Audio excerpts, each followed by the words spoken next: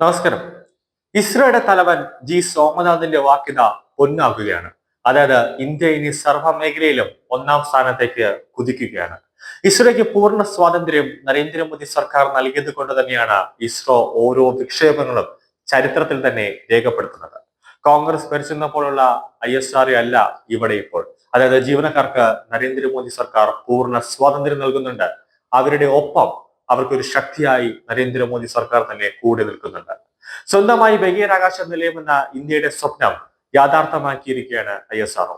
ബഹിരാകാശത്ത് വീണ്ടും ചരിത്ര നാഴികക്കല്ലാണ് കുറിച്ചിരിക്കുന്നത്. ശ്രീഹരിക്കോട്ടയിലെ സതീഷ് ധവാൻ സ്പേസ് സെന്ററിൽ നിന്ന് PSLV-C-60 റോക്കറ്റ് ചരിത്ര ദൗത്യമായി കുതിച്ചുയർന്നു. സ്പേസ് ഡോക്കിംഗ് എക്സ്പെരിമെന്റ് എന്ന സ്പാക് ഡക്ക് ദൗത്യമായാണ് റോക്കറ്റ് കുതിച്ചുയർന്നത്. ബഹിരാകാശത്ത് ചുറ്റിത്തിരിയുന്ന രണ്ട് പേടകങ്ങൾ കൂട്ടിച്ചേർക്കുന്ന അപൂർവ ദൗത്യമാണ് ലക്ഷ്യം. ഇത് വിജയിക്കുന്നതോടെ സ്പേസ് ഡോക്കിംഗ് സാങ്കേതിക വിദ്യയുള്ള ലോകത്തെ 4ാമത്തെ രാജ്യമായി ഇന്ത്യ മാറി.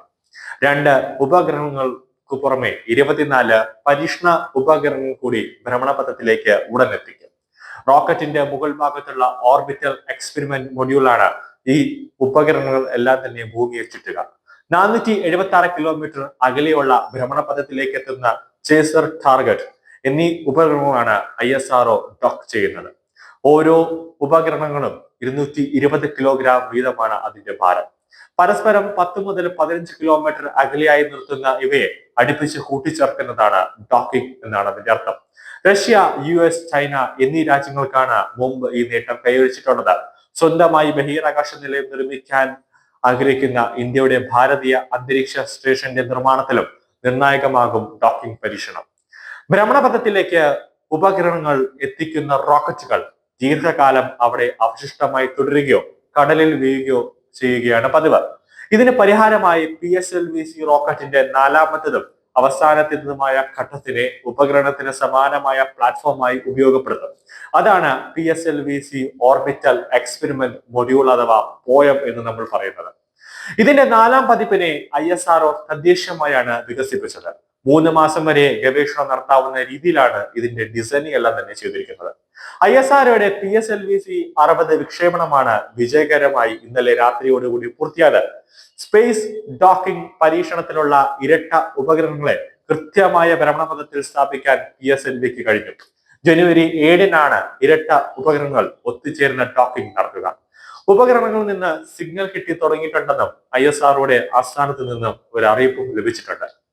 PSLV റോക്കറ്റിന്റെ 4ാം ഘട്ടത്തെ ബഹിരാകാശത്ത് നിലനിർത്തി ചെറു പരീക്ഷണങ്ങൾ നടത്താൻ അവസരം നൽകുന്ന POEM പദ്ധതിയുടെ ഭാഗമായി 24 ചെറു പരീക്ഷണങ്ങളും ബഹിരാകാശത്തേക്ക് അയച്ചിട്ടുണ്ട്.